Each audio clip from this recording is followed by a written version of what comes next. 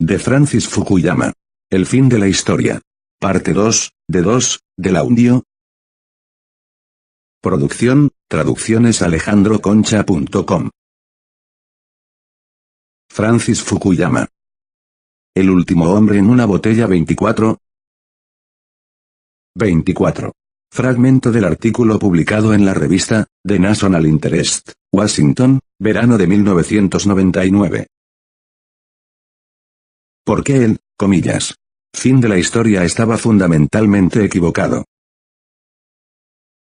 Si reorientamos nuestra perspectiva desde la política y la economía contemporáneas hacia temas más filosóficos, veremos que existen desarrollos que se perciben a simple vista sobre el final del siglo XX y que podrían acabar definitivamente con la historia humana, pero no de la manera que yo sugería en El fin de la historia y El último hombre. Allí yo argumentaba que la direccionalidad y el carácter progresivo de la historia humana había sido impulsado por el despliegue de la moderna ciencia natural. La energía del vapor, los ferrocarriles y la producción maquínica crearon la era industrial e hicieron posible la aparición del Estado centralizado, burocrático y racional de Max Weber, del cual la Unión Soviética ha sido un ejemplo extremo.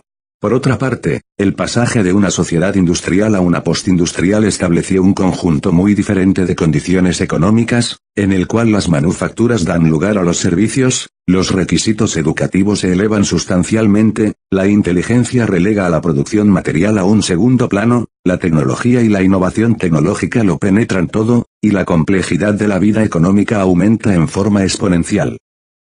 El socialismo, al menos en la forma de planificación centralizada que se practicó en los países excomunistas, no puede sobrevivir bajo las condiciones postindustriales. Las razones fueron delineadas hace 50 años en un artículo ya clásico de Friedrich von Hayek 25.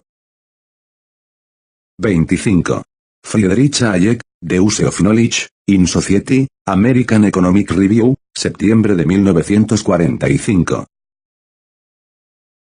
En una economía moderna, la mayor parte de la información que se genera es de carácter local y requiere al mismo tiempo del manejo de conocimientos tecnológicos cada vez más avanzados.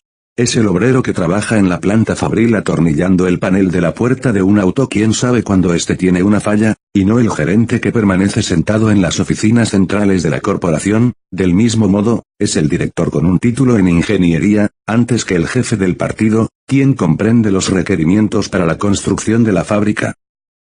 Los sistemas económicos que canalizan los procesos de toma de decisiones a través de agencias centralizadas se sobrecargan a sí mismos con obligaciones que son catastróficos cuellos de botella. El aumento de la complejidad económica y técnica, y la clase de conocimiento local y táctico que se requiere para manejar esta complejidad, impone casi inevitablemente un alto grado de descentralización en el proceso de toma de decisiones económicas, el cual significa una confianza mayor en los mercados. El cambio desde estructuras de autoridad centralizadas, jerárquicas y burocráticas hacia otras más participativas en las que el poder y la autoridad se hallan más ampliamente distribuidos, ha caracterizado no solo a la política sino también a las firmas privadas en la economía.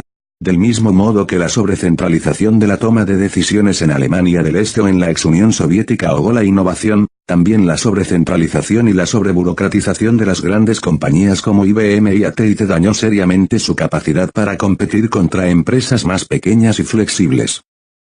En lo que a esto se refiere, la revolución de la información en marcha ha tenido un gran impacto en la política global y adelantó la llegada del fin de la historia. Mientras que las principales tecnologías de finales del siglo XIX y principios del XX, desde las petroquímicas hasta los automóviles y desde la energía nuclear hasta las armas, alentaron las escalas jerárquicas y la centralización, las tecnologías de finales del siglo XX parecen alentar la flexibilización y la descentralización. La llegada de información barata y omnipresente ha tenido un profundo efecto democratizador. Es mucho más difícil para las estructuras jerárquicas de varios tipos, desde los gobiernos a los sindicatos pasando por las corporaciones, usar su control sobre la información para manipular a aquellos sobre quienes ejercen su autoridad. No se trata de un mero accidente, entonces, que los regímenes autoritarios comenzaran a caer en todo el mundo justo cuando la economía global comenzó a dirigirse hacia la era de la información. Sin embargo, la economía no es la única fuerza que impulsa el progreso de la historia humana. En paralelo opera la lucha por el reconocimiento, esto es, el deseo de todos los seres humanos de que aquellas personas que los rodean le reconozcan su dignidad fundamental. El fin de la historia y el último hombre argumentaba que Kant y Hegel habían acertado al afirmar que la única forma racional de reconocimiento era el reconocimiento universal, y que donde mejor se producía era en un Estado liberal moderno que garantizaba un conjunto de derechos humanos fundamentales. En última instancia, este argumento se sustentaba en cierta noción de naturaleza humana. Para Hegel los seres humanos no buscan simplemente fines económicos y no se contentan con la simple prosperidad material, su satisfacción depende de manera crítica de lo que Platón llamó timos, la parte espiritual del alma que busca el reconocimiento de su dignidad. El defecto del socialismo consistió en algo más que la falta de habilidad para crear industrias que pudieran fabricar semiconductores. Al crear una dictadura que pisoteaba la dignidad de los ciudadanos en tanto individuos, falló en no crear las condiciones de igualdad de reconocimiento que son la base necesaria para una sociedad justa. La posibilidad de que nos hallemos ante el fin de la historia puede surgir solo bajo dos circunstancias. La primera es que exista algo así como la naturaleza humana. Si los seres humanos son infinitamente maleables, si la cultura puede superar a la naturaleza en moldear los impulsos y las preferencias humanas básicas, si todo nuestro horizonte cultural está socialmente construido, entonces no existe claramente ningún conjunto particular de instituciones políticas y económicas y ciertamente tampoco las democrático-liberales de las que se pueda decir en los términos de Kojève que sean completamente satisfactorias. El marxismo asumió un alto grado de plasticidad. Si los seres humanos parecían egoístas, materialistas y demasiado preocupados por la familia, los amigos y su propiedad, era solo porque la sociedad burguesa así los había hecho. Para Marx el hombre era un ser de la especie, con reservas ilimitadas de altruismo hacia la humanidad como tal. Parte del proyecto marxista en las ya existentes sociedades socialistas fue crear un nuevo hombre soviético. El socialismo no zozobró porque se dio de frente contra la pared de la naturaleza humana. Los seres humanos no podían ser forzados a ser diferentes de lo que eran, y todas las características que supuestamente habían desaparecido bajo el socialismo, como la etnicidad y la identidad nacional, reaparecieron después de 1989 con toda la furia. La segunda condición para el fin de la historia, como señalé al principio de este artículo, sería un fin de la ciencia.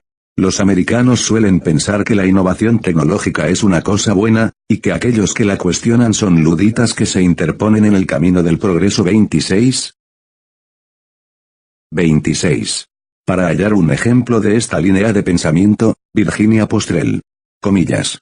The Future and its Enemies, New York, Free Press, 1998. Y con seguridad, las tecnologías que han surgido como las dominantes a finales del siglo XX, en particular aquellas relacionadas con la información, parecen ser relativamente benignas y capaces de sustentar un orden mundial más democrático. Si de algún modo se nos pudiera asegurar que la innovación tecnológica futura asumirá estas mismas características, entonces quizás podríamos decir que tenemos el conjunto adecuado de instituciones políticas y económicas. Pero eso no es posible, y ciertamente nos encontramos en el punto más alto de una nueva explosión en la innovación tecnológica que nos forzará a repensar los principios básicos. Porque del mismo modo en que el siglo XX fue el siglo de la física, cuyos productos más prototípicos fueron la bomba atómica y el transmisor, el siglo XXI promete ser el siglo de la biología.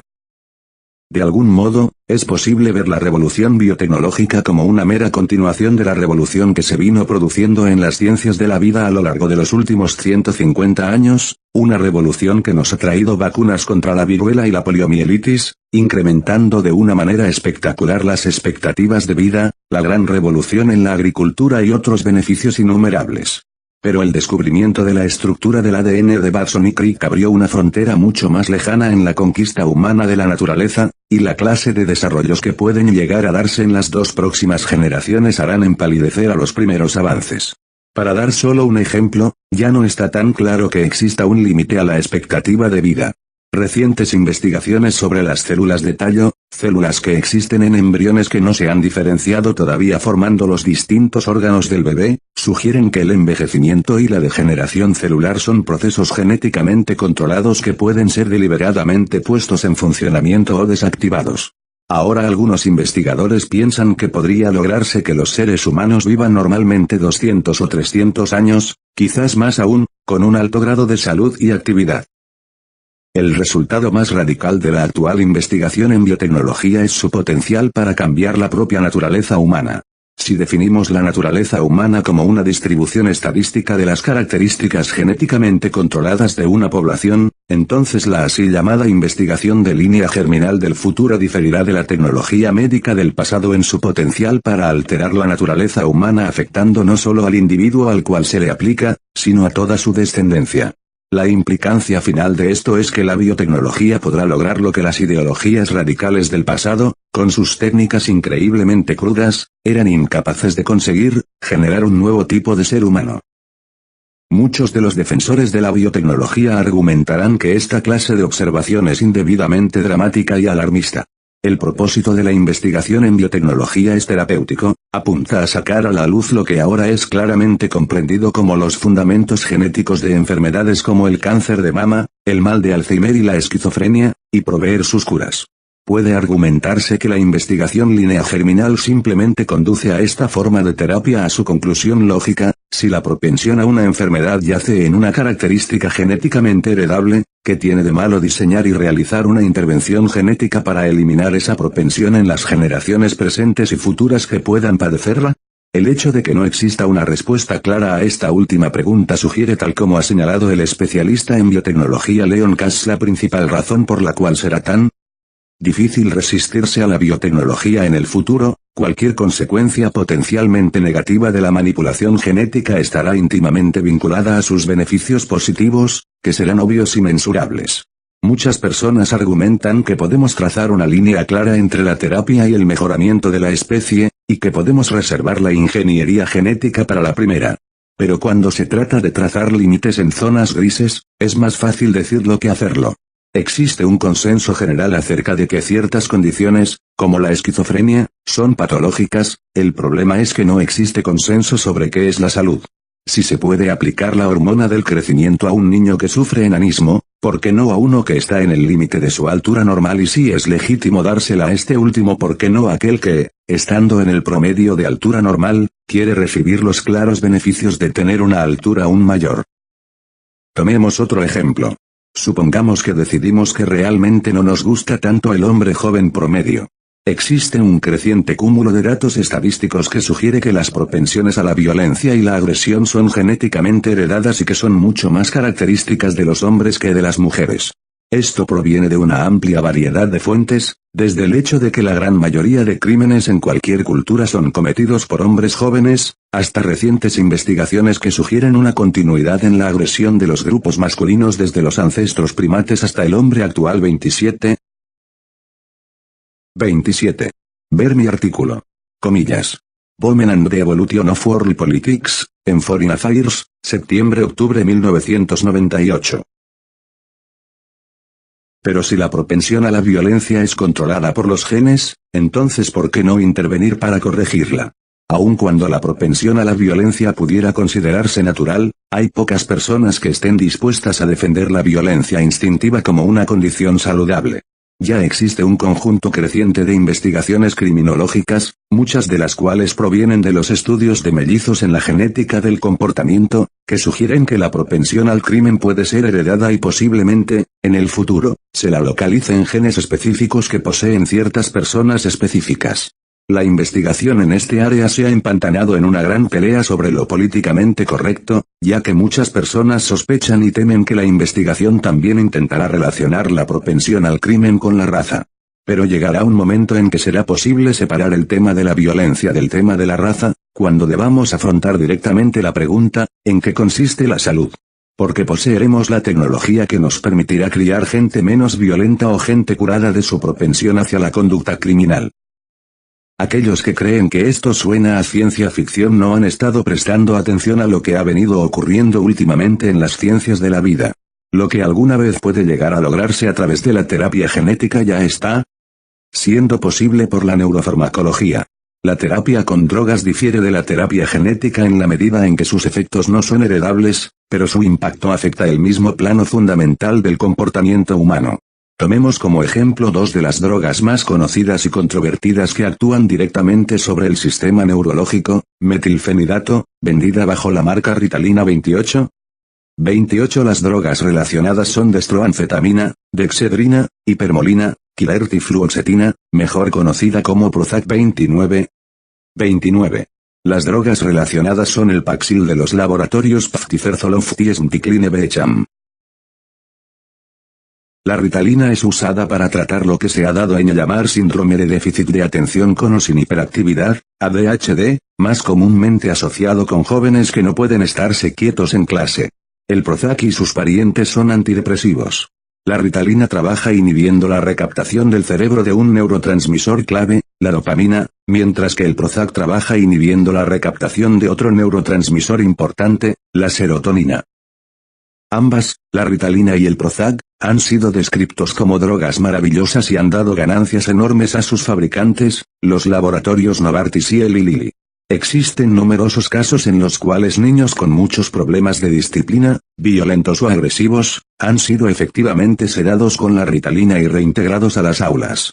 De igual modo, el Prozac y similares han sido en larga medida responsables de la muerte del psicoanálisis, por ser tan efectivos en el tratamiento de pacientes en un estado de depresión severa. La Ritalina es usada hoy en día por 3 millones de niños en Estados Unidos, las enfermeras que suministran dosis diarias de Ritalina se han vuelto moneda corriente en muchas escuelas. De la misma manera, el Prozac y sus similares son prescriptos para más de 35 millones de pacientes en todo el país y como en el caso de la Ritalina, se ha creado un culto a su alrededor, en el que sus acérrimos partidarios ofrecen un vehemente testimonio acerca de sus efectos terapéuticos. Sin embargo, estas drogas han sido objeto de una violenta controversia por su potencial para alterar el comportamiento. Los críticos de la Ritalina, incluyendo muchos médicos, creen que de ninguna manera la AD y la ADHD sean realmente enfermedades, mientras que algunos casos de hiperactividad son claramente patológicos, en muchos otros a las personas con ese comportamiento en otra época se las hubiera caracterizado simplemente como animadas o de buen humor. 30. La controversia respecto de la Ritalina es tal que los Institutos Nacionales de Salud Mental, National Institutes of Mental Health, fueron forzados a realizar un simposio a principios de 1999 para discutir sobre ADHD y el creciente uso de la droga. Claro, como la Ritalina se prescribe mucho más a los niños que a las niñas, algunos críticos llegan al punto de decir que la droga es usada para evitar que los niños se comporten como niños, es decir, que es usada no para tratar el comportamiento patológico sino el normal, que a los padres y maestros agobiados le parece inconveniente o estresante. El efecto de la Ritalina en el cerebro es similar a aquel que produce una cantidad de anfetaminas y por supuesto la cocaína. 31. Para leer sobre la discusión, consultar Merriam-Webster. Comillas. Why Ritalin Rule, Policy Review, abril-mayo 1999. Las historias de los efectos de la Ritalina con frecuencia hacen que se parezca a la droga soma que se administra a los ciudadanos en la novela Un Mundo Feliz de Aldous Huxley para hacerlos pasivos y conformistas. El Prozac y similares acarrean potenciales consecuencias de mayor importancia porque afectan los niveles de serotonina en el cerebro. La serotonina está íntimamente ligada a los sentimientos de autoestima y dignidad, y en los primates juega un papel importante en la competencia por el estatus jerárquico. Los chimpancés sienten un pico de serotonina cuando consiguen el estatus de macho alfa. Al regular los niveles de serotonina en sus cerebros, los científicos pueden reordenar las jerarquías de dominio en las colonias de los chimpancés. Debido a que las mujeres tienen una tendencia mayor a sufrir de depresión que los hombres, el Prozac es ampliamente usado por ellas y ha sido elogiado en libros como Nación Prozac de Elizabeth Murtzell. Como la Ritalina, la droga tiene usos que son incuestionablemente terapéuticos, pero una cantidad desconocida de sus millones de usuarios está buscando lo que Peter Kramer llama farmacología cosmética. Los lectores perspicaces habrán notado las palabras autoestima y dignidad en el párrafo anterior. En la interpretación del mundo hegeliano-cogeriana, la lucha por el reconocimiento de la dignidad humana o la valía no es meramente incidental en los asuntos de los hombres, es el motor mismo que conduce el proceso histórico. Para Hegel la historia comienza cuando dos seres humanos se trenzan en una batalla hasta la muerte por el reconocimiento. Esto es, que demuestran que están dispuestos a arriesgar sus vidas no por la ganancia material, sino por el reconocimiento intersubjetivo de su dignidad por otra conciencia. El deseo insatisfecho por el reconocimiento crea las varias formas de orden político que han existido en la historia humana, señorío y esclavitud, la conciencia infeliz, y finalmente el estado homogéneo universal en el cual todos los ciudadanos finalmente reciben un reconocimiento racional y por lo tanto igual, por sus dignidades. Esta descripción hegeliana de la historia tiene varios problemas, empezando por el hecho de que los primates no humanos aparentemente luchan por el reconocimiento también, y terminando con el hecho de que el reconocimiento equitativo provisto por una democracia liberal moderna quizás no sea tan completamente satisfactorio como Kojève sostiene y sin embargo es difícil observar la vida política y no comprender que ciertamente se ha centrado siempre en las luchas por el reconocimiento. Pero de repente la industria farmacéutica global en su enorme inventiva nos ha proporcionado un desvío, en vez de luchar por el reconocimiento por medio de la dolorosa construcción de un orden social más justo, en vez de buscar superar al sí mismo con todas sus ansiedades y limitaciones, como todas las generaciones pasadas hicieron, ahora nosotros tan solo nos tragamos la píldora. Nos confrontamos, de algún modo, con el último hombre en la botella de Nietzsche, la falta de respeto que enfrentamos, la insatisfacción con nuestra situación actual, que ha sido el sustento de la historia como tal, de repente desaparecen, no como resultado de la democracia liberal, sino porque súbitamente hemos descubierto cómo alterar esa pequeña parte de la química cerebral que era desde un primer momento la fuente del problema. Existe una satisfactoria simetría en los efectos de la Ritalina y del Prozac, el primero convierte a los niños en menos niños, el segundo supera las desventajas de ser mujer. Juntos nos conducen imperceptiblemente hacia la clase de ser humano andrógino que ha sido el objetivo igualitario de la política sexual contemporánea. Como dijo el Zaratustra de Nietzsche acerca del último hombre, todo el mundo quiere ser el mismo, todo el mundo es el mismo.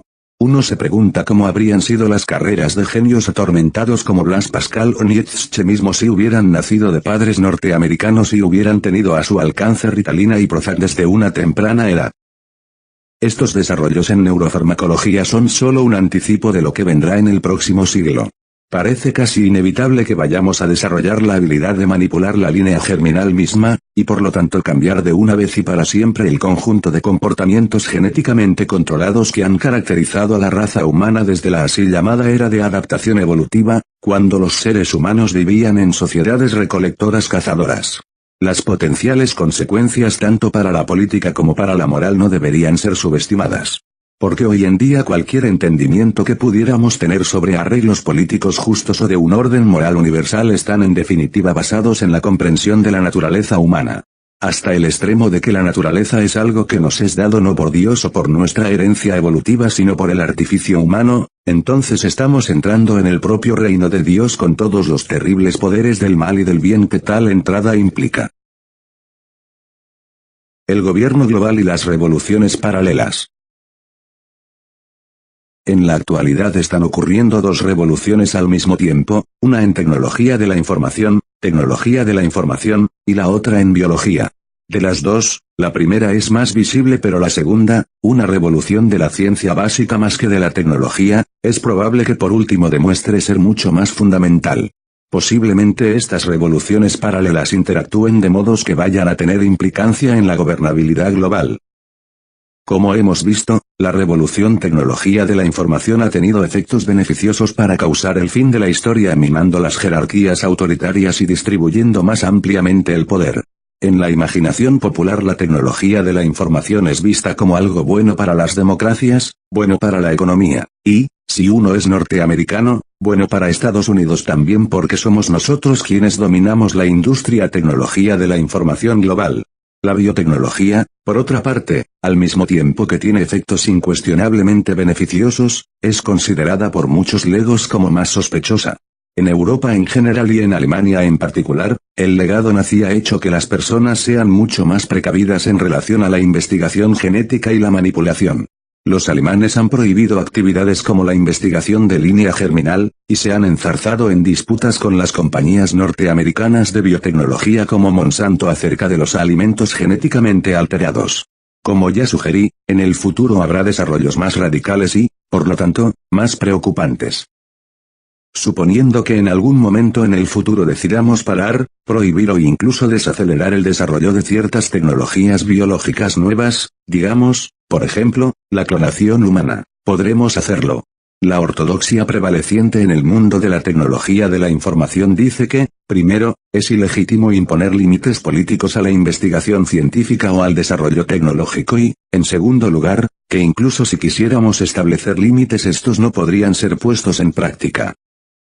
El punto de vista normativo que sostiene que no deberíamos intentar controlar a la ciencia tiene un número de fuentes, incluyendo una indiscutida aceptación de muchos científicos del proyecto baconiano cartesiano de una ciencia natural moderna, la perspectiva libertaria que se ha vuelto dominante en la última generación y la natural tendencia de los americanos a tener una visión optimista sobre el futuro. Esta visión ha sido fuertemente reforzada por lo que se ha percibido como el éxito de la tecnología de la información en apoyar valores políticos tales como el individualismo y la democracia.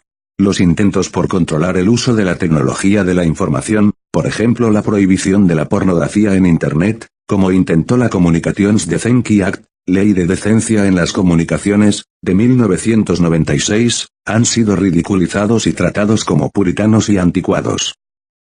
Existen por supuesto usos de la tecnología de la información que incluso sus propulsores más libertarios no tratarán de defender, como la pornografía infantil y la difusión de la información sobre el armado de bombas.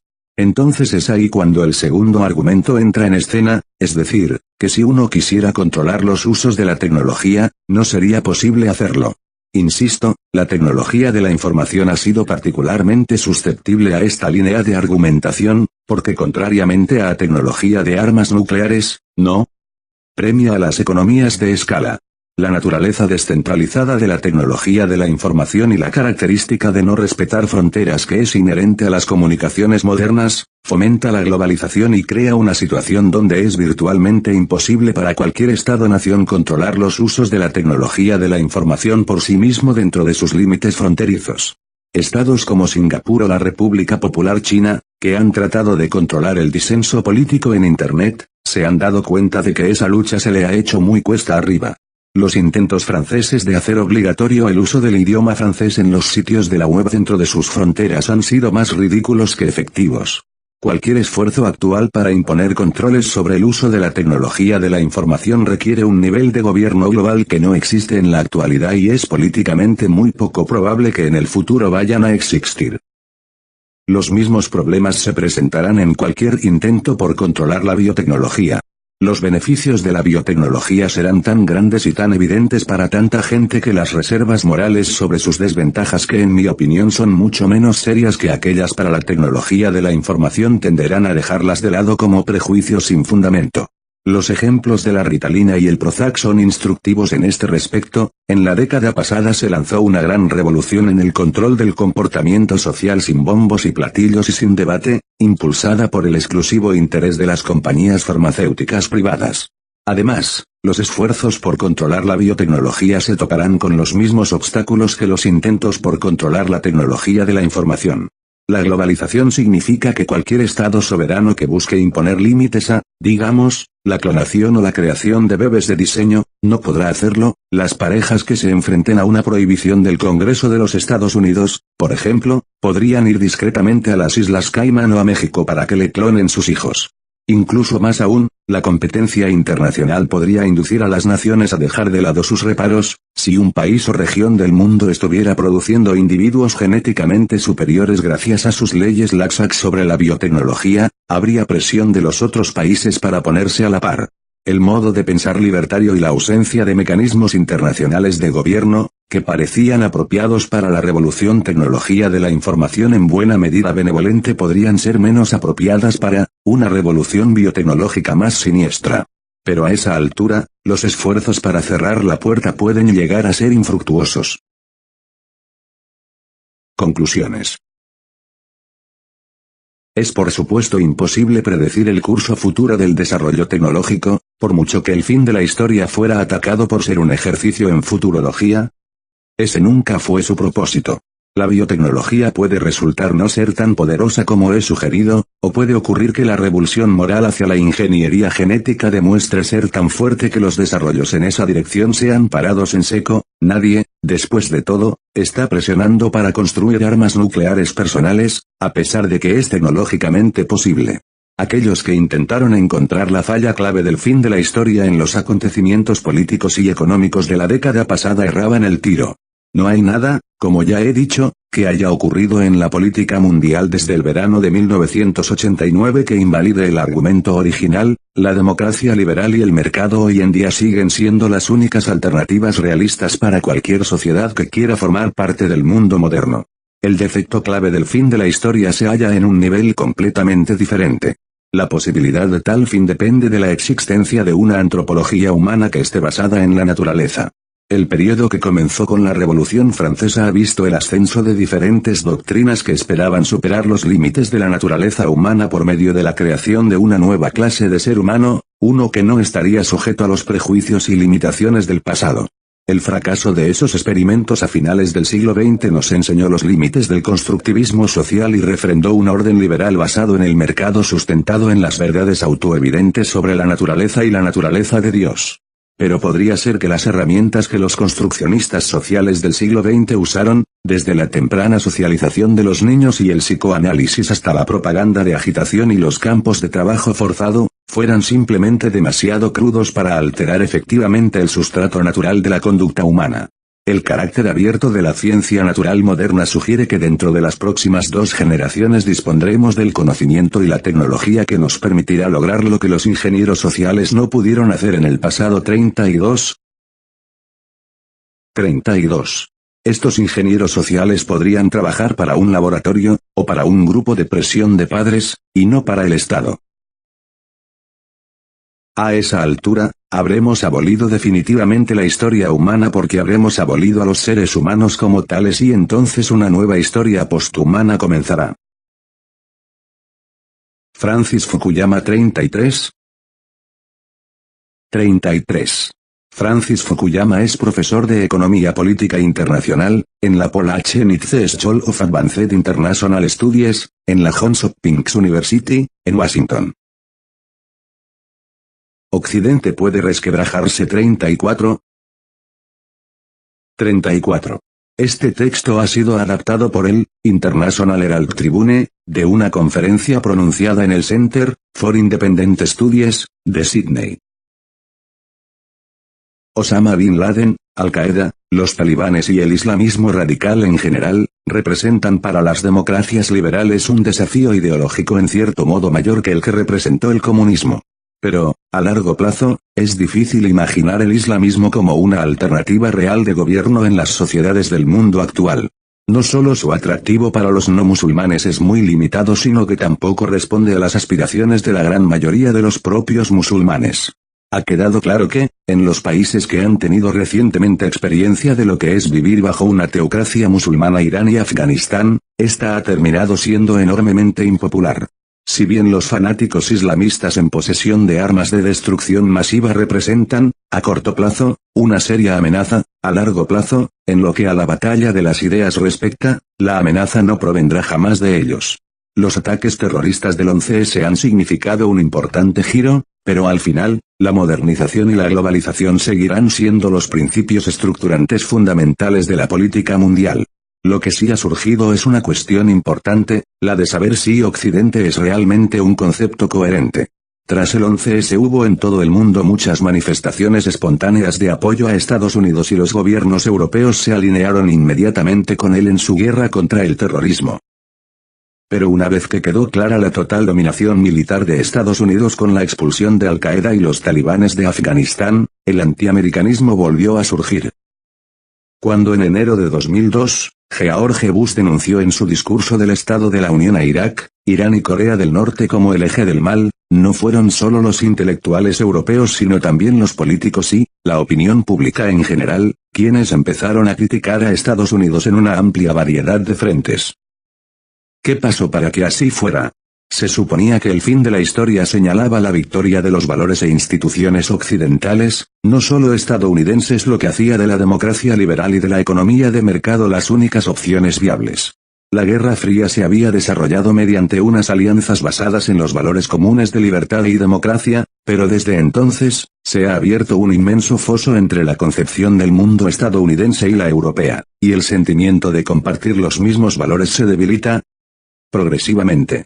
Sigue teniendo sentido el concepto de Occidente en esta primera década del siglo XXI. ¿Dónde se sitúa la línea divisoria de la globalización, ¿Entre Occidente y el resto del mundo, o entre Estados Unidos y el resto del mundo? Los temas que, desde el discurso del eje del mal, ponen de manifiesto las fricciones entre Estados Unidos y Europa giran fundamentalmente en torno al supuesto unilateralismo estadounidense frente a la legislación internacional. Es bien sabida la lista de las críticas de los europeos a la política estadounidense, la retirada de la administración Bush del Protocolo de Kioto sobre el calentamiento del planeta, su negativa a ratificar el Pacto de Río sobre la biodiversidad, su retirada del Tratado ABM, y la prosecución de una defensa con misiles, su oposición a la prohibición de las minas antipersonas, el trato dado a los prisioneros de Al-Qaeda en la bahía de Guantánamo, su rechazo a nuevas cláusulas respecto a la guerra biológica y, más recientemente, su oposición a la creación de una Corte Penal Internacional. Pero el acto más grave de unilateralismo estadounidense, es, para los europeos, el anuncio por parte de la administración Bush de su intención de cambiar el régimen en Irak, incluso invadiendo el país en solitario.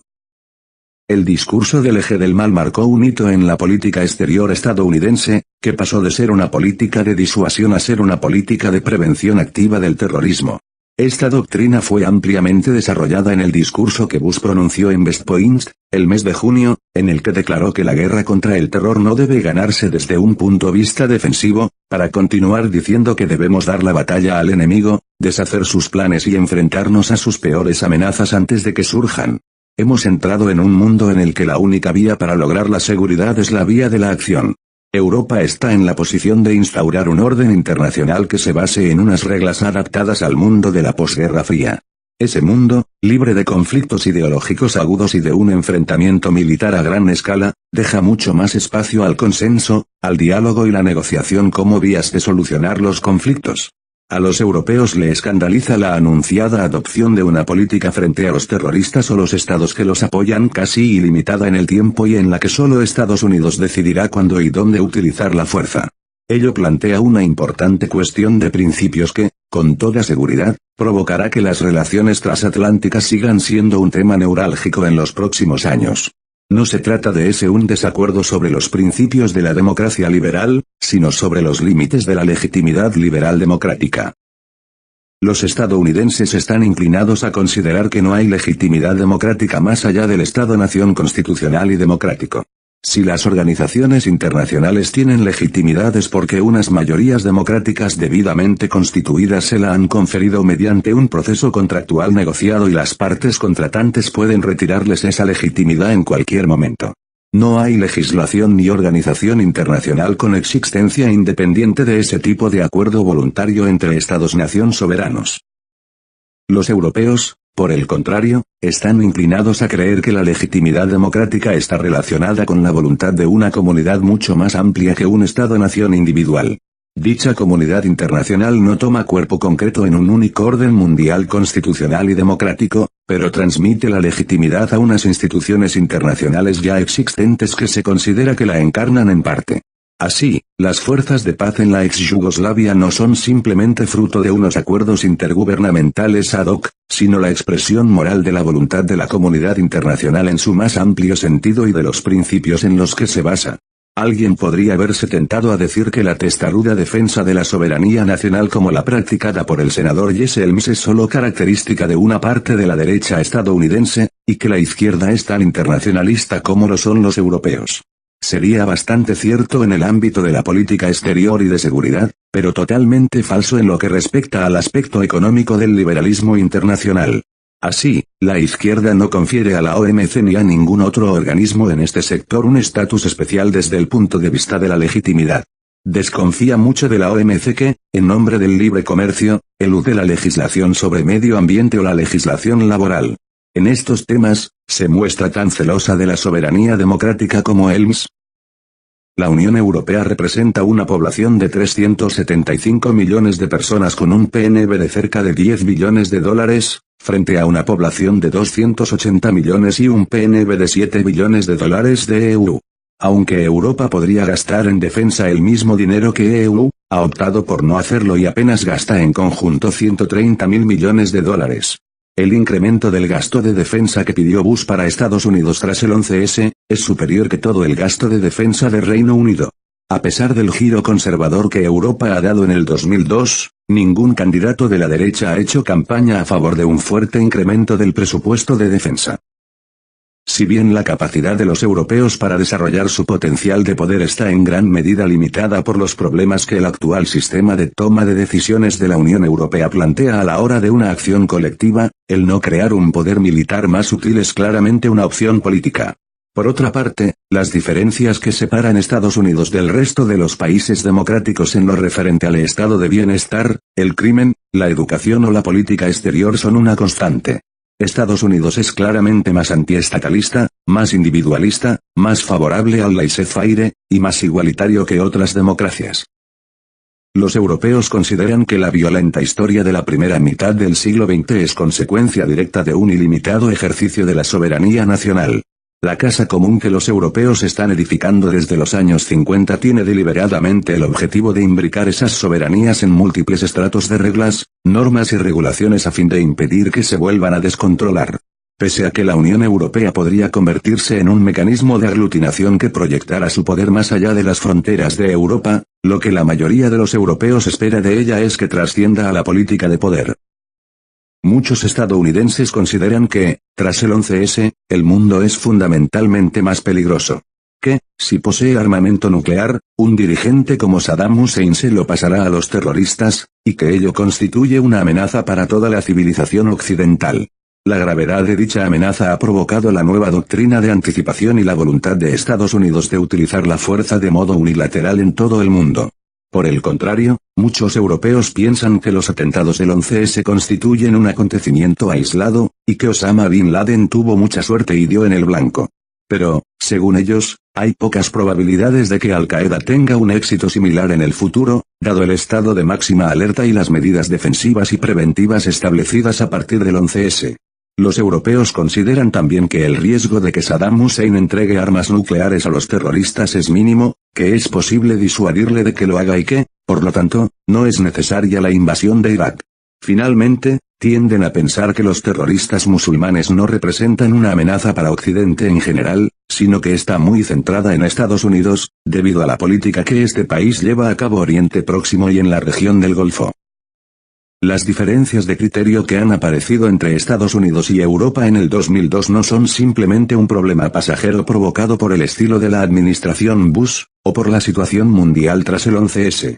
Es el reflejo de la existencia de una concepción diferente de la legitimidad democrática en el seno de una civilización occidental más amplia. Pavlos Papadopoulos. La globalización es aún muy superficial.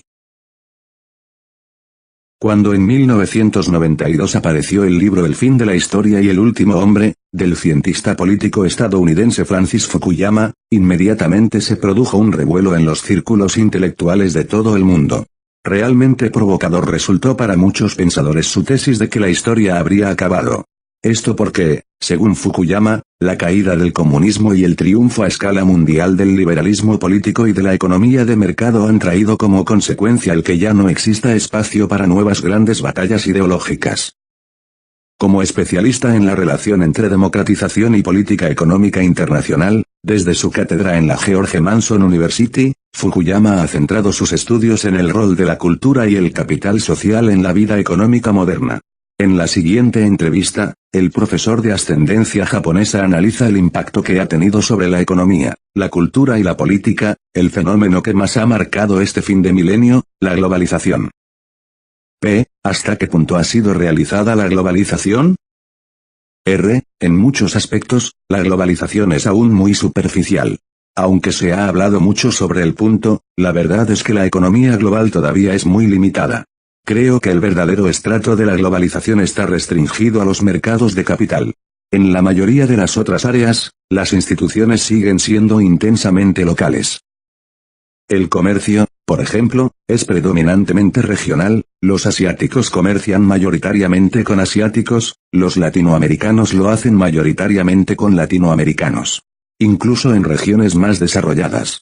Así, el comercio intraeuropeo representa prácticamente el 60% de todo el comercio europeo. Esta limitación regional es cierta en todas partes, muchas compañías son predominantemente nacionales y los gobiernos continúan siendo muy nacionales. Los mercados de consumo no son solo nacionales, pero estos se están segmentando, yendo más allá de las regiones, en tanto la educación de los consumidores mejora.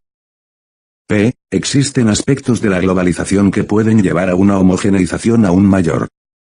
R. Creo que simultáneamente va a ocurrir una homogeneización y una afirmación de las identidades culturales. En términos de las instituciones económicas y políticas, las culturas son cada vez más homogéneas, puesto que no existen muchas alternativas. Ya no es posible tener un cierto nacionalismo económico peronista o un cierto tipo de socialismo. Dada la naturaleza de la economía global, solo existe una cierta cantidad de maneras en que un sistema político o económico puede ser organizado, ser viable y competitivo. Para llegar a ser una sociedad avanzada, un país tiene que ser democrático y tiene que estar conectado al mercado global. En relación con esto, existe una mayor homogeneización de las instituciones y de las ideologías. En el nivel cultural, no está claro que la homogeneización proceda tan rápido. En cierto sentido, existe una resistencia a la homogeneización cultural. P. ¿Cree usted que la homogeneización podrá ocurrir en un nivel más profundo?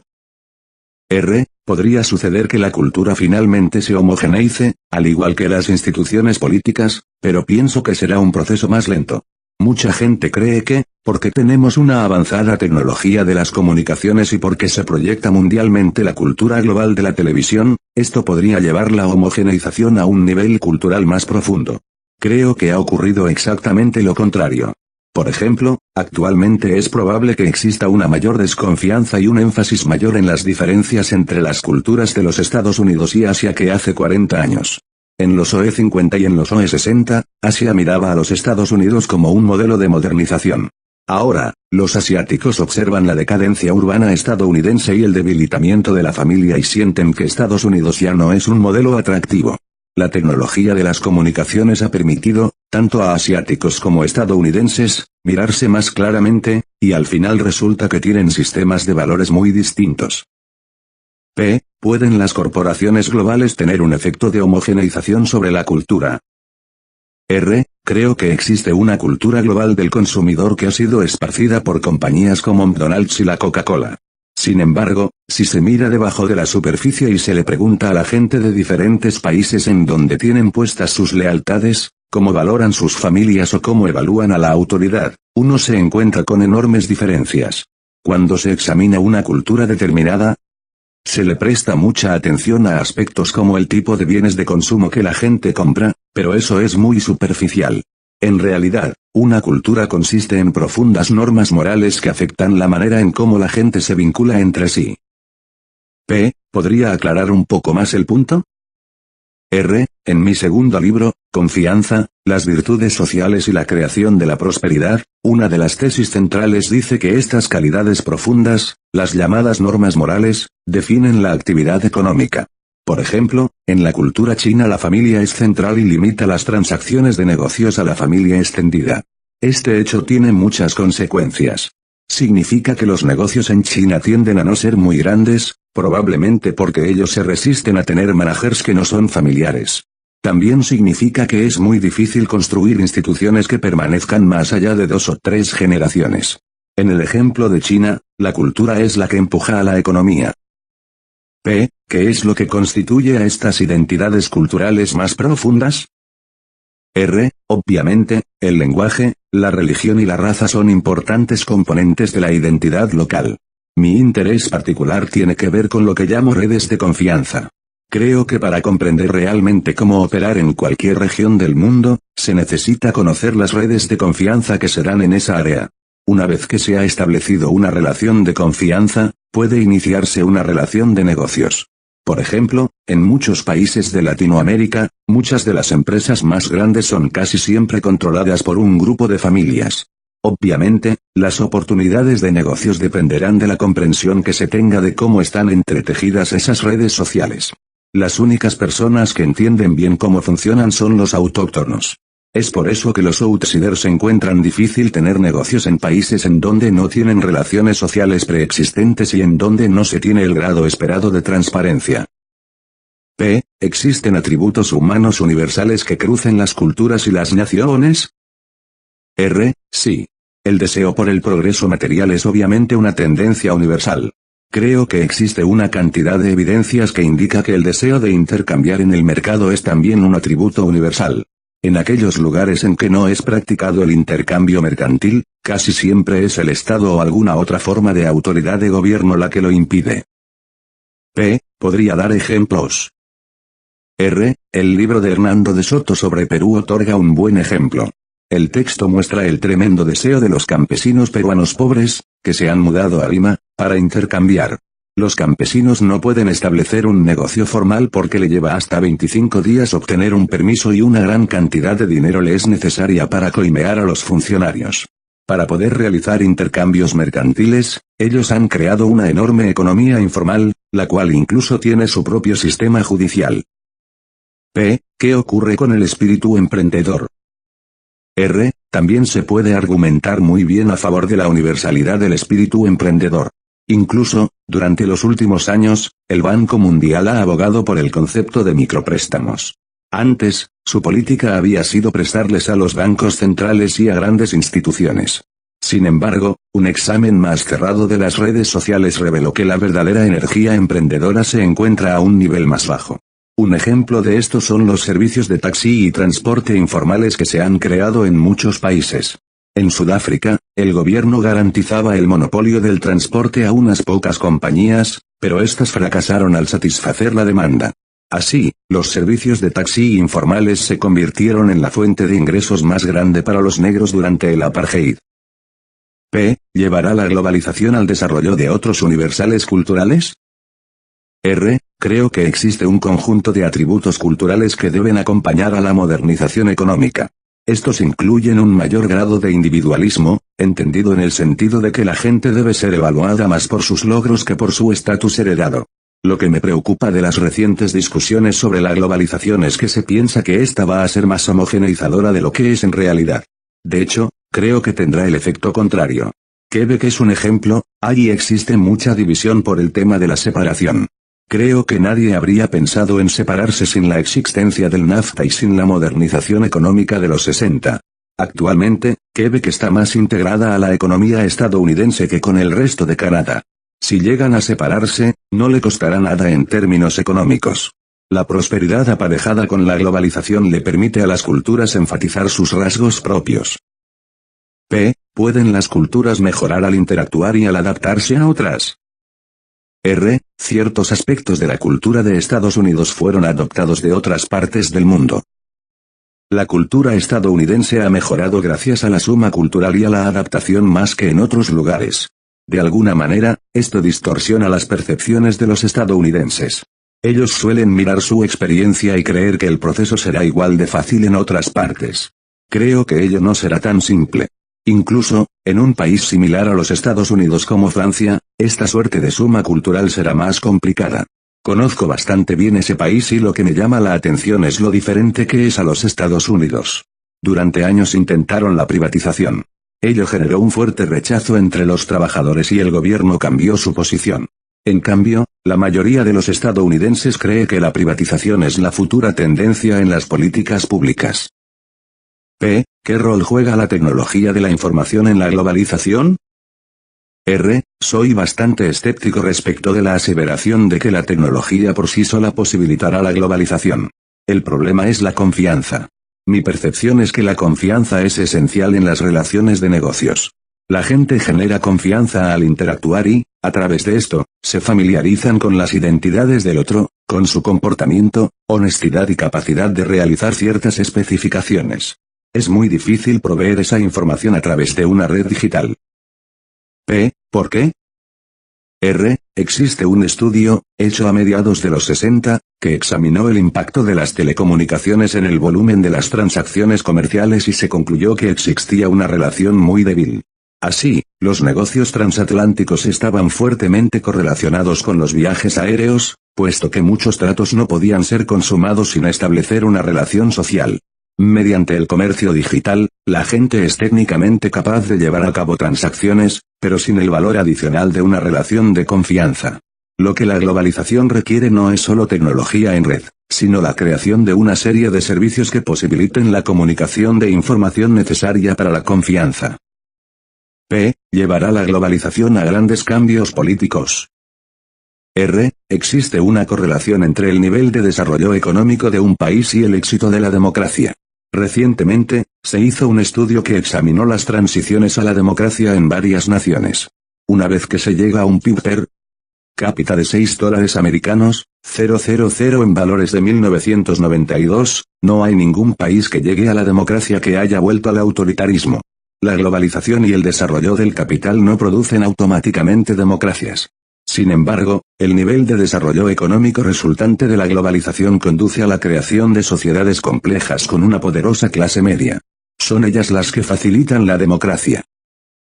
Pero existen casos, como China, en que, a pesar de la fuerte modernización económica, no ocurre lo mismo en términos de apertura política. Autores como Samuel Huntington han dicho que China va a desarrollarse radicalmente durante las 2 próximas generaciones sin que sus instituciones políticas lleguen a ser similares a las de los Estados Unidos. Huntington no cree que el desarrollo llevará a la gente a demandar participación política, liberalización de la prensa y otras libertades. No me compro ese argumento. Creo que habrá importantes cambios políticos como resultado del desarrollo económico. ¿Cómo cambiará la globalización la relación entre los estados y los ciudadanos? En realidad, el área en donde la tecnología de la información va a tener probablemente un vasto efecto es en las relaciones de los ciudadanos con el Estado. Existen muchos actores no estatales y transnacionales que no existían en el pasado, grupos ambientalistas, por ejemplo.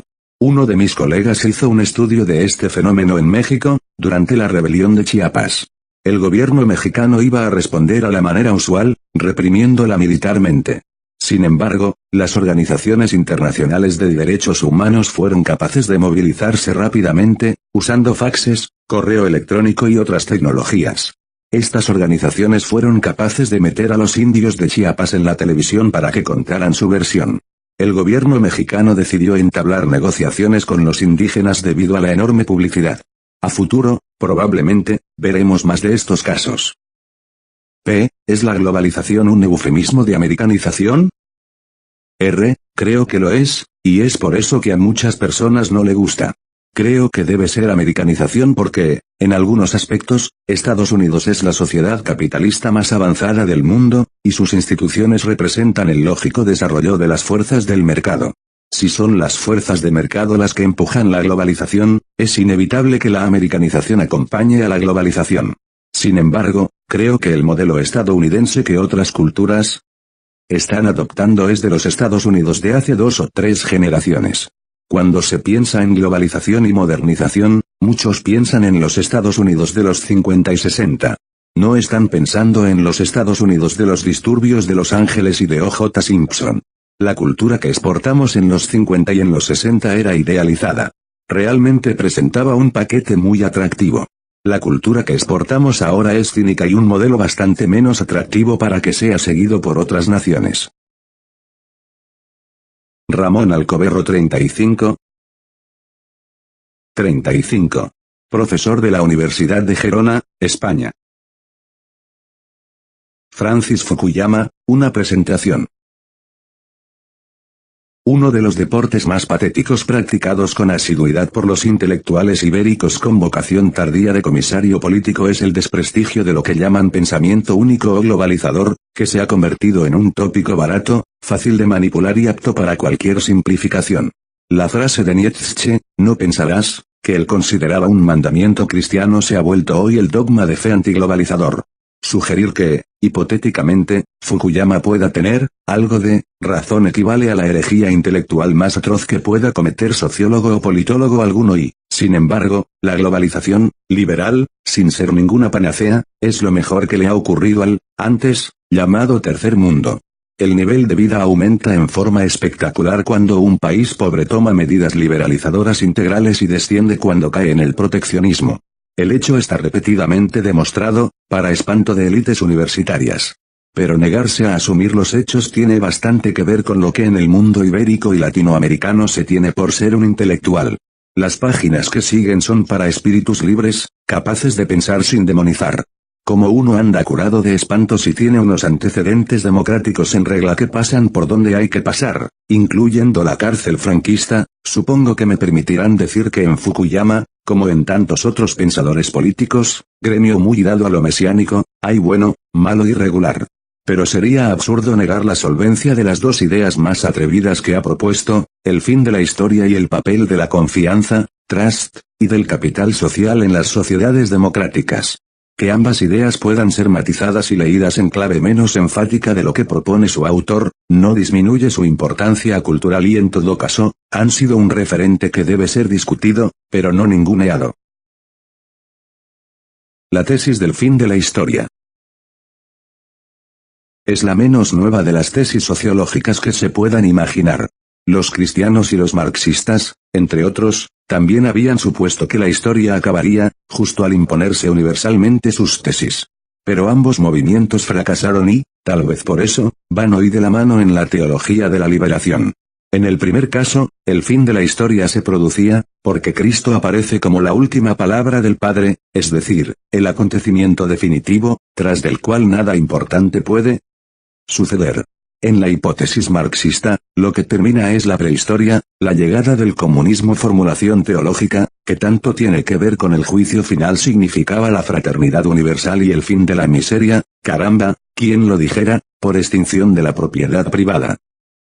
Que un neoliberal como Fukuyama, y hay que recordar que, estrictamente, no es ni tan siquiera neoliberal, sino comunitarista, suponga que la historia acaba, significa, simplemente, ponerse en línea con una profecía vieja como el mundo. Si algo le sobra a la hipótesis del fin de la historia es, precisamente, historicismo. A un liberal solvente, la historia no le parece un criterio digno para juzgar nada. Desde Hume el pensamiento liberal sabe que lo contrario de cualquier materia de hecho es plenamente posible. En consecuencia, la historia podría haber sido perfectamente distinta de lo que fue y más aún podría no haber ocurrido en absoluto y ser poco menos que una justificación interesada y a posteriori de algunos prejuicios políticos. El liberalismo es un sistema filosófico indeterminista, precisamente porque asume la libertad como criterio, y no acepta juicios históricos de ningún tipo. Que la historia la escriban los vencedores ya demuestra, por lo demás, que no es un criterio muy científico. Como todas las profecías, el hecho de que se acaba la historia solo podría ser falsado, puestos a ser rigurosos, si uno visitase la Tierra el día que se desintegre el planeta. En todo caso, va para largo. Pero no es absurdo afirmar que la historia puede detenerse durante siglos. En Europa estuvo, en lo fundamental, quieta y parada, gracias a Carlos Martel, desde el siglo VII al siglo XI de la era cristiana, y en muchas tribus africanas, se detuvo por milenios hasta llegar lo que, por cierto, abusivamente, se llama colonialismo. En fin, si algo ya ha sucedido, puede volver a suceder. Para Fukuyama el argumento es obvio, la sociedad liberal es la que ha dado más libertad para más gente y durante más tiempo continuadamente. Por lo tanto, es de suponer que los miembros de sociedades no liberales tendrán tendencia a exigir a los gobiernos cada vez mayores libertades públicas. Es la victoria del video. Además, ¿dónde hay que buscar otra alternativa? ¿En la Cuba castrista? ¿En las guerrillas islámicas? No parece que el pueblo soberano esté por la labor. El argumento que esgrime puede parecer poco heroico, pero es obvio. No entraré tampoco en la discutible coherencia filosófica de la idea con relación a Hegel. En cualquier caso, es normal que la idea que la historia se acaba pueda ser recibida con desazón en Latinoamérica, donde la historia tal vez ni siquiera ha empezado, pero peores son los mesianismos diversos que se han intentado.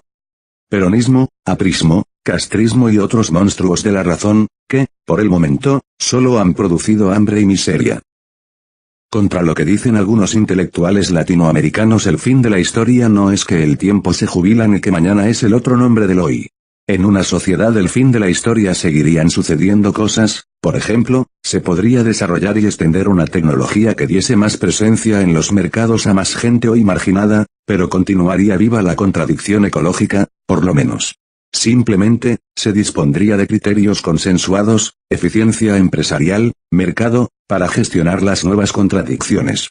Lo que terminaría es, de manera clara, la idea de la peculiaridad cultural con la que algunas oligarquías criollas, y sus hijos universitarios radicalizados, justifican su dominio cultural.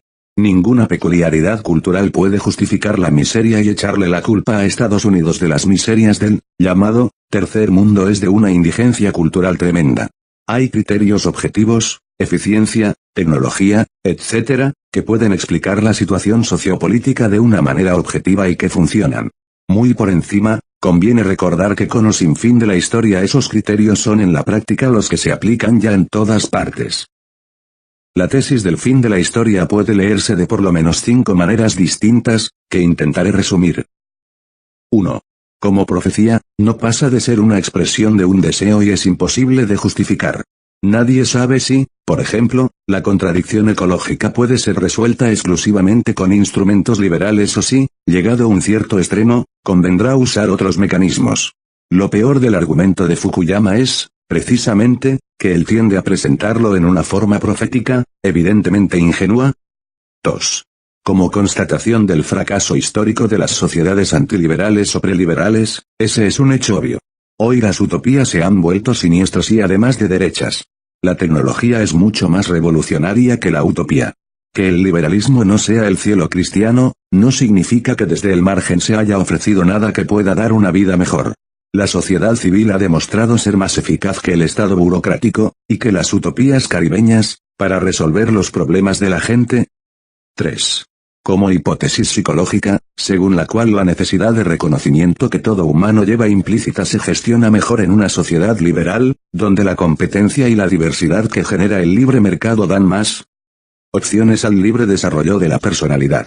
Ese es un terreno resbaladizo, por obesiano, pero no es una hipótesis despreciable, ni necesariamente errónea. El liberalismo da muchas más oportunidades de triunfo a más gente porque abre más ámbitos de competencia que los sistemas cerrados o de partido único. 4. Como hipótesis según la cual la sociedad evolucionará hacia la extensión del liberalismo de manera irreversible, no pasa de ser un piadoso deseo. O un optimismo histórico no necesariamente bien fundado. Es, por lo menos, arriesgado suponer que los atavismos culturales, a veces milenarios, cederán ante el esfuerzo liberador. Por mucho que Fukuyama suponga que no hay bárbaros a las puertas, puede suceder un choque de civilizaciones como el imaginado por Servicio Público Huntington que impida el éxito de las fuerzas liberales, por ejemplo, en el mundo árabe o en China. 5. Como observación del hecho que hay un vocabulario que ya no sirve para explicar la historia, ese es, me parece, el mayor interés de la tesis del fin de la historia. Lo que termina no son los hechos históricos sino el vocabulario, fundamentalmente marxista, a través del que se había escrito el relato histórico. De la misma manera que nadie usaría seriamente el vocabulario de la historia medieval, usar hoy conceptos marxistas se ha vuelto anacrónico. La explotación no se da en términos de clase social y los factores ideológicos no pueden ser considerados infraestructurales, palabrota que nadie sabe qué significa. La creación de significado en la sociedad del conocimiento, deja el marxismo a la altura de la alquimia. En el fondo, y comparado con Samuel P. Huntington, Fukuyama es un optimista histórico. Sería la extensión de la Ilustración, es decir, el progreso de la dignidad humana y de la racionalidad, lo que nos conduciría al liberalismo y al fin de la historia. Un ecologista, por ejemplo, no estaría tan esperanzado. Para Huntington, el mundo se ordenará sobre las civilizaciones o no se ordenará en absoluto. Fukuyama, en cambio, cree que todas las civilizaciones acabarán por seguir el modelo que ha tenido éxito, liberal y americano, por la sencilla razón de que los individuos saben que ese es el modelo que da más libertad y más progreso. El propio Fukuyama no ha tenido reparo en reconocer que lo que el mundo admira no son los valores americanos de hoy, sino los de 2 o 3 generaciones atrás, el del viejo cine en blanco y negro. Quizás, como todos los optimistas, tienda a la ingenuidad. Pero es su derecho. Fukuyama puede ser entendido, finalmente, como un pensador pero eso no nada significativo. Sencillamente, también se puede sospechar de los filósofos de la sospecha. Lo contrario sería tan absurdo como la tontería de esos padres que, por haber sido moderadamente contestatarios en algún momento del pasado, se sorprenden cuando sus hijos le contestan, también, a ellos. En la urgente tarea de olvidar a Marx, Nietzsche y Freud, cadáveres excelentes, pero cadáveres, Fukuyama tiene, tal vez, algo que decir. La tesis de la confianza. Conviene desfacer entuertos y recordar que Fukuyama no es un liberal en el sentido más usual de la palabra, no admite la libre competencia radical, ni la neutralidad del Estado, ni mucho menos el individualismo moral, sino un comunitarista, es decir, un partidario de la comunidad como legitimadora de la moralidad. A un liberal, la comunidad se le presenta, generalmente, como un lamentable amasijo de hipocresías compartidas y de tópicos tradicionales. A Fukuyama, sin embargo, le parece que la comunidad ofrece el conjunto de elementos identitarios básicos, ante los cuales el ser humano es, cuanto menos, poco libre. La idea de la centralidad de la familia a la hora de establecer criterios de identidad es, también, vieja como el mundo. La psicología, al poner énfasis sobre el papel de la madre, y la antropología, destacando el valor económico de los vínculos familiares, han repetido hasta la saciedad ideas similares a las que encontramos en Trust. El valor que puede tener el libro, sin embargo, está en su intento de responder a las tendencias sociológicas que, de adorno hasta finales del XX, pusieron énfasis en la decadencia de la familia y de las relaciones humanas cálidas que parecían poco menos que superadas y premodernas. Para Fukuyama el motor de la historia es el resorte psicológico, con consecuencias morales, que él denomina la lucha por el reconocimiento. Se supone que a los humanos le gusta competir, ser reconocidos y vencer. Por eso el liberalismo contra la tesis de Weber sería natural y no dependería de ningún tipo de condición sociológica o económica previa. No es la economía, sino la forma de pensar, los hábitos y el consenso social, lo que hace que los humanos actúen como lo hacen. Por así decirlo, primero existe una mentalidad cooperativa y después una determinada economía. El Producto Interior Bruto no es causa, sino consecuencia, de la liberalización. La tecnología, las comunicaciones y el transporte, facilitan la extensión de las sociedades liberales, pero no las provocan y lo mismo podría decirse de la ciencia. En palabras de Fukuyama, la lógica de una ciencia natural moderna progresista predispone las sociedades humanas hacia el capitalismo solo hasta cierto punto en la medida en que el hombre pueda ver claramente su propio interés económico.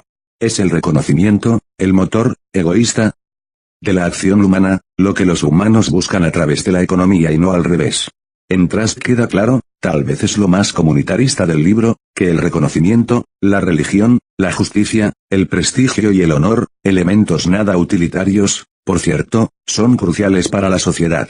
La economía es una consecuencia y no una causa de la búsqueda de reconocimiento. Fukuyama define la cultura como un hábito ético heredado, es decir, como una serie de pautas morales cuyo cumplimiento lleva implícito el éxito social comunitario, o reconocimiento. La confianza mutua sería, en ese contexto, una especie de correctivo de las tendencias nihilistas implícitas en una lucha por el reconocimiento que, llevada a su extremo significaría la pugna de todos contra todos, en la tradición obesiana. Siguiendo al autor, la confianza no reside en los circuitos integrados ni en los cables de fibra óptica, aunque todo eso no existiría sin confianza. Textualmente, Fukuyama define así el tema: confianza es la expectativa que surge en una comunidad con un comportamiento ordenado, honrado y de cooperación, basándose en normas compartidas por todos los miembros que la integran. Estas normas pueden referirse a cuestiones de valor profundo, como la naturaleza de Dios o la justicia, pero engloban también las normas deontológicas como las profesionales y códigos de comportamiento. En definitiva, sin aprendizaje de la colaboración, sin un esfuerzo de construcción del arte asociativo, no hay comunidad posible. Confieso que no entiendo qué tiene esa tesis de nuevo, ni de provocador, ni de contrario a los intereses de los empobrecidos de la tierra. Más bien me parece puro sentido común. Es más, ni siquiera se puede ser individualista sin un cierto nivel de confianza en los otros individuos y cualquier utilitarista que no tenga una visión unilateral del mundo, aceptará que los códigos éticos exigen, para ser eficaces, una confianza en una visión del mundo compartida. Se podrá discutir el énfasis de Fukuyama en la familia, que oculta mucha miseria y siglos de sumisión femenina, pero una vez más no debiera olvidarse que los humanos no somos exactamente mónadas leibnizianas. Aprender a trabajar juntos, sin resquemores y sin prejuicios, es una necesidad en la construcción de la sociedad del conocimiento y la tesis de la confianza puede ayudarnos a ello. Carlos Caballero. De Fukuyama a Huntington. O la legitimación del etnocidio 36. Artículo extraído de la revista, Hespérides, 8, noviembre de 1995. En un cómico alarde de triunfalismo, Francis Fukuyama se atrevió a asegurar que esa victoria significaba, ni más ni menos, que el final de la historia. El artículo que hizo famosa su tesis aún contenía una dosis de duda, expresada en forma de signos de interrogación: el final de la historia, The National Interest, verano de 1989. Sin embargo, algunos meses después Fukuyama suprimía los interrogantes y lo daba por un hecho consumado e irreversible. Su libro The Enough Story and the Last Man aparecía en 1992, 37. Inmediatamente traducido al castellano. Comillas. El fin de la historia y el último hombre, Planeta, Barcelona, 1992. Visto desde la perspectiva que nos dan un puñado de años, resulta patético que tan pobre argumentación como la sostenida por Fukuyama, tanto en su famoso artículo como en el libro, dieran lugar a tanto revuelo, debates, seminarios, numerosísimos artículos de prensa, etc. El paso de solo unos pocos años ha arrinconado las tesis de Fukuyama en el basurero intelectual de nuestra historia contemporánea. Lo único que a mí me llamó la atención de la figura de Fukuyama y de sus tesis es que nadie parecía prestar ni el más mínimo interés a la más que reveladora biografía del personaje. Sí, se nos dijo que pertenecía a la Oficina de Planificación Política del Departamento de Estado norteamericano. Ya era un dato elocuente, porque nos daba el perfil de nuestro personaje como un intelectual a sueldo y no de cualquier institución académica, sino del todopoderoso Departamento de Estado de la mayor superpotencia mundial. No cabía imaginar que estas tesis surgieran porque sí, como fruto de una elaboración intelectual autónoma, sino dentro de un contexto de búsqueda de argumentaciones legitimadoras, elaboradas específicamente para servir a los objetivos de la potencia hegemónica mundial, los Estados Unidos. La Rand Corporation. Pero antes de trabajar para el Departamento de Estado, Fukuyama había sido un analista en la plantilla de la Rand Corporation y después del renombre que le dio su artículo volvió a la Rand Corporation como asesor residente. ¿Qué es esta organización?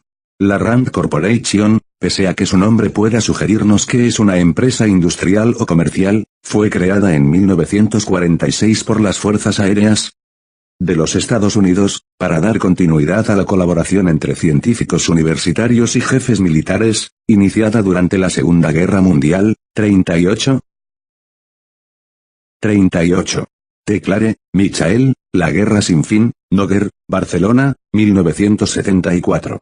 Ver página 82 y siguientes. Durante sus primeros años de andadura la Rand Corporation se centró en la realización de estudios típicamente ingenieriles, es decir, estudios sobre la viabilidad práctica y los costes de producción de complicados artilugios aeroespaciales y armamentos termonucleares que a la sazón eran la obsesión de los estrategas norteamericanos, apasionados por la high-tech. Pero desde principios de los años 60, comillas, la Rand se encargó de aplicar sus conocimientos en materia de análisis de sistemas al estudio de la contrainsurgencia y la guerra limitada. 39. Clare, Obcita. A partir de entonces la Rand ha ido evolucionando hasta transformarse en un genuino brain trust con especialistas dedicados a todos los ámbitos de la defensa, incluyendo en sus plantillas a sociólogos, antropólogos, historiadores y por lo que se ve hasta aprendices de filósofo. Entre las obras publicadas por la Rand uno puede encontrarse desde un manual de antropología cultural a un estudio histórico sobre las causas de la derrota de la Wehrmacht en Rusia, pasando por un análisis de costes de producción en sistemas de radares y también el libro El final de la historia que, como ingenuamente reconoce Fukuyama en el capítulo de agradecimientos, fue posible gracias al apoyo prestado por la Rand Corporation. Tan sugestivo organismo es financiado por órganos estatales norteamericanos, por ejemplo, las Fuerzas Aéreas, y por las grandes empresas norteamericanas. La Rand Corporation no es un caso aislado. Decenas de instituciones similares, vinculadas en muchos casos a prestigiosas universidades, trabajan en multiplicidad de áreas al servicio de los intereses del complejo militar industrial norteamericano y aprovecho la ocasión para señalar y recordar que la expresión de complejo militar industrial no se debe a ningún visionario marxista del tercer mundo, ni a ningún propagandista a sueldo del Kremlin, sino al mismísimo Dwight Eisenhower, excomandante en jefe de las fuerzas aliadas en Europa Occidental durante la Segunda Guerra Mundial y expresidente de los Estados Unidos de Norteamérica. En opinión de Michael Teclare, la Rand Corporation y la miríada de instituciones afines que existen en Estados Unidos son una rama más de su poderío militar. Este cuerpo de personal científico y técnico sin uniforme militar forma el cuarto ejército de la nación. Teniendo en cuenta esta biografía intelectual, resulta sorprendente que alguien se tomara en serio los dislates de Fukuyama. Eran lo que eran, ideología elaborada a las órdenes del Pentágono y de las más potentes empresas transnacionales de capital norteamericano. Además, el final de la historia había sido ya anunciado por mentes bastante más preclaras que las de Fukuyama, incluyendo las de Hegel y Marx, sin que hasta ahora la historia haya hecho el menor esfuerzo por cumplir tan brillantes vaticinios. En realidad, la obsesión por alcanzar el final de la historia es una constante desde que la tradición judeo-cristiana impuso en Occidente su visión lineal y teleológica de la historia. Las tesis de Fukuyama cayeron rápidamente en un justo olvido. Pero lo más revelador es que quienes primero apoyaron este nuevo paradigma perdieron muy pronto interés por él. Resumiéndolo en su forma mínima, el argumento de Fukuyama era que la victoria de la democracia liberal y el capitalismo era ya un hecho incuestionable e irreversible. Los conflictos que el mundo pudiera seguir contemplando en los años venideros ya no serían más que patéticas escaramuzas entre las fuerzas que encarnaban antiguos valores, en fase de descomposición, y la imparable fuerza que encarnaba la posthistoria. Era un planteamiento netamente desmovilizador. Cualquier estudioso aficionado de estrategia sabe que hay dos formas absolutamente seguras de perder en una guerra: darla por perdida de antemano y darla por ganada de antemano. Si la victoria ya se había producido, si su consolidación era absolutamente inevitable, ¿para qué mantener en pie el gigantesco complejo militar industrial norteamericano? Ahora que ya hemos vencido, podrían pensar los norteamericanos de a pie, solo nos queda como tarea importante en este mundo encontrar un rato para jugar al golf o sentarnos con una montaña de botes de cerveza ante una transmisión televisiva de la NBA. Las ideas de Fukuyama se convertían así en objetivamente peligrosas para mantener movilizado y en tensión el cuerpo de la sociedad norteamericana. Hacía falta un nuevo paradigma y aquí entra en escena Samuel P. Huntington. Este intelectual es el director del Instituto John M. Olin. Un dato en absoluto irrelevante al respecto es que la conferencia que inspiró el tristemente famoso artículo El fin de la historia de Fukuyama fue pronunciada precisamente en este Instituto Olin. Dicho de otra manera, el Instituto Olin forma parte del complejo entramado de instituciones académicas o paraacadémicas al servicio directo del complejo militar industrial norteamericano. Civilización como poder. Las tesis de Huntington son relativamente bien conocidas y se resumen en la afirmación de que el próximo siglo XXI será el del choque entre civilizaciones. Huntington diseña un mundo compuesto por 8 grandes civilizaciones, a saber, la occidental o euro-norteamericana, la europeo-oriental o eslava, la islámica, la confuciana, la budista, la japonesa, la latinoamericana y la africana. Estas 8 grandes civilizaciones actuarían a manera de gigantescas placas tectónicas que chocaran entre sí, dando lugar a una serie de conflictos que constituirían la esencia del próximo siglo. A la teoría del señor Huntington se le podrían oponer un sinfín de consideraciones. Para empezar, las civilizaciones en que divide a la humanidad son bastante caprichosas y resultan más inteligibles para un conocedor de los objetivos estratégicos norteamericanos que para un sesudo especialista en historia de las culturas. Por ejemplo, llama la atención que se individualice como una de las grandes 8 civilizaciones del mundo a la japonesa, rechazando el incluirla en la confuciana o en la budista, lo que sería mucho más lógico desde el punto de vista de la historia cultural. La razón para esto no es otra que la percepción de Japón como gran amenaza para los Estados Unidos. En un artículo titulado, comillas, Los nuevos intereses estratégicos de Estados Unidos, 40. Ver claves, número 14, julio-agosto de 1990, páginas 20 a 33. Huntington escribía que uno de los objetivos primordiales de los Estados Unidos era mantener a Estados Unidos como primera potencia mundial, lo que en la próxima década significa hacer frente al desafío económico japonés. Estados Unidos está obsesionado con Japón por las mismas razones que una vez estuvo obsesionado con la Unión Soviética, ve a aquel país como una gran amenaza para su primacía en un campo crucial del poder. La preocupación ya no es la vulnerabilidad de los misiles, sino la vulnerabilidad de los semiconductores. Los estudios se centran en cifras comparativas de Estados Unidos y Japón en crecimiento económico, productividad, exportaciones de alta tecnología, ahorro, inversiones, patentes, investigación y desarrollo.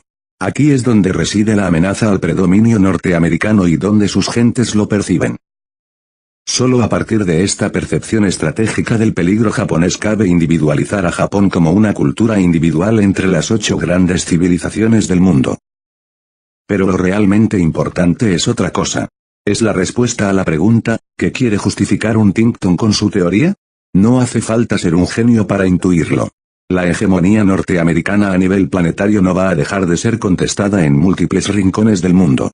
Aunque los europeos occidentales se hayan conformado con convertirse en un apéndice transatlántico de la American Way of Life y se encuentren sumamente a gusto en su papel de compañeros de viaje de Washington, no parece creíble que el resto del mundo vaya a seguir esa senda.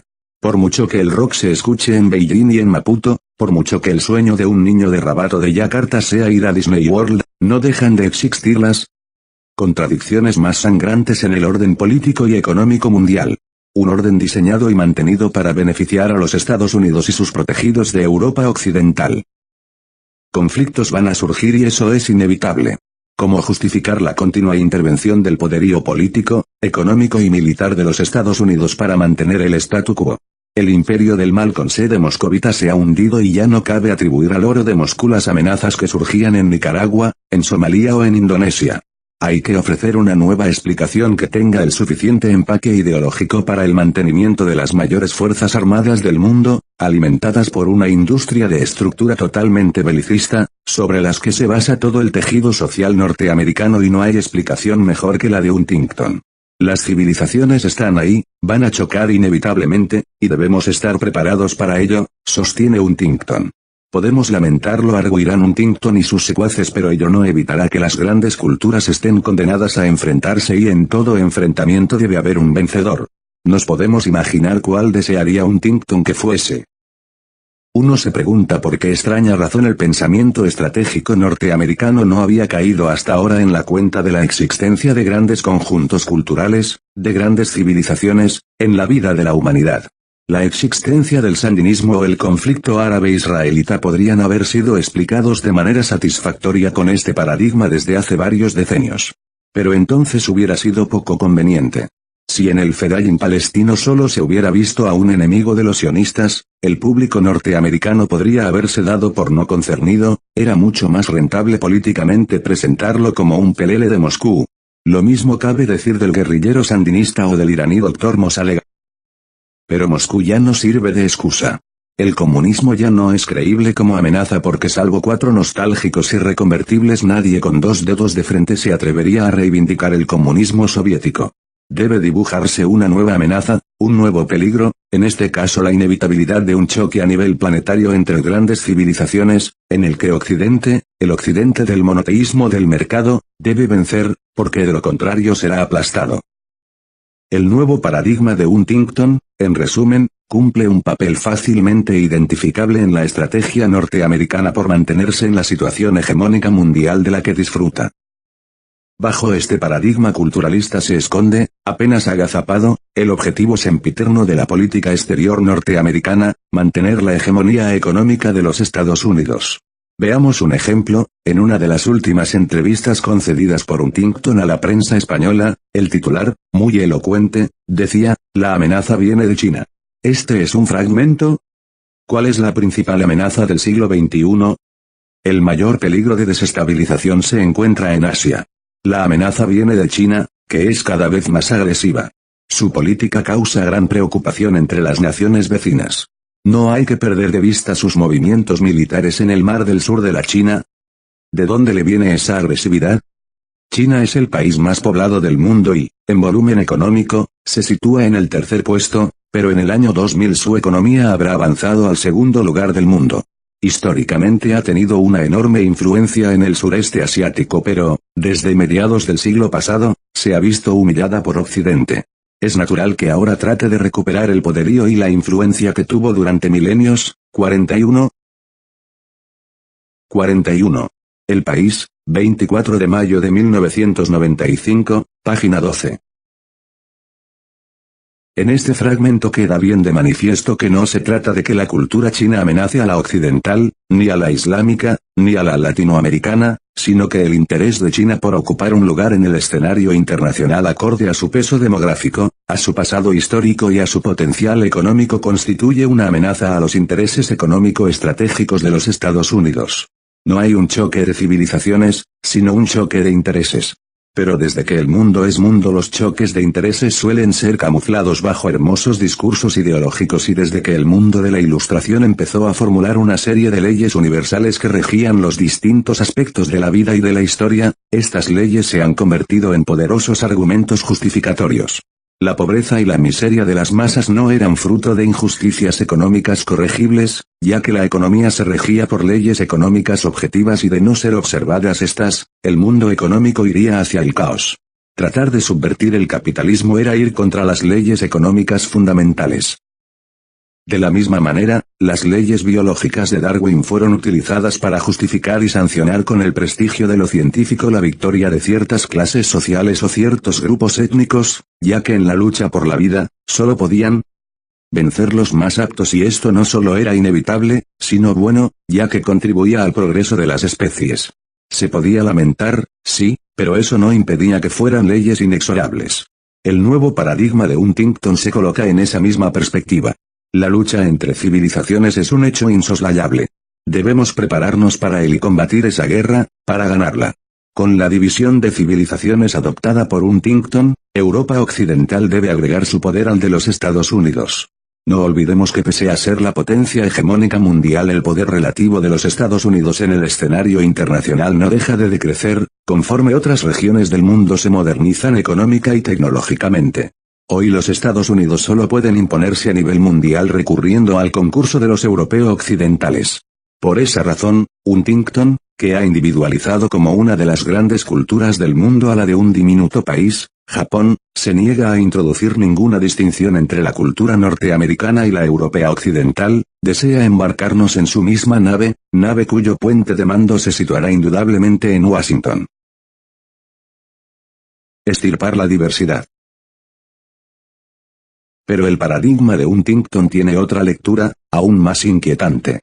Las grandes civilizaciones han existido, desde siempre, en la historia y su relación ha sido a menudo de enfrentamiento y lucha. En otras ocasiones, sin embargo, ha existido la colaboración, la intercomunicación, el mutuo enriquecimiento gracias al intercambio de ideas, conocimientos y productos. Recordemos, por ejemplo, lo que para el ámbito euroasiático supuso la fascinante historia de la ruta de la seda. A través de ella llegó el budismo desde la India hasta China, y el papel, la seda, la pólvora y los espaguetis, viajaron desde China hasta Occidente, y así sucesivamente. En la historia las grandes culturas han existido desde siempre, pero su relación no ha sido siempre de enfrentamiento frontal, sino todo lo contrario. La teoría de Huntington, sin embargo, prima las relaciones de conflicto entre culturas y no es casual. Uno de los rasgos más definitorios de la modernidad es el odio a la diversidad cultural. Para la modernidad solo puede existir una cultura, la suya propia. La modernidad es etnocida por definición y sustancia. El primer país europeo en acceder a la modernidad ideológica, la Francia de la Revolución, tuvo como primer objetivo político extirpar todas las diferencias culturales que existían en el antiguo Reino de Francia. La persistencia de una identidad étnica diferenciada en bretones, saboyanos, alsacianos, provenzales o flamencos era un insulto a las luces y no es casualidad que el grupo más avanzado de los revolucionarios, los jacobinos, fueran los impulsores de una brutal política de centralización y uniformización. Hoy vivimos en la aldea global.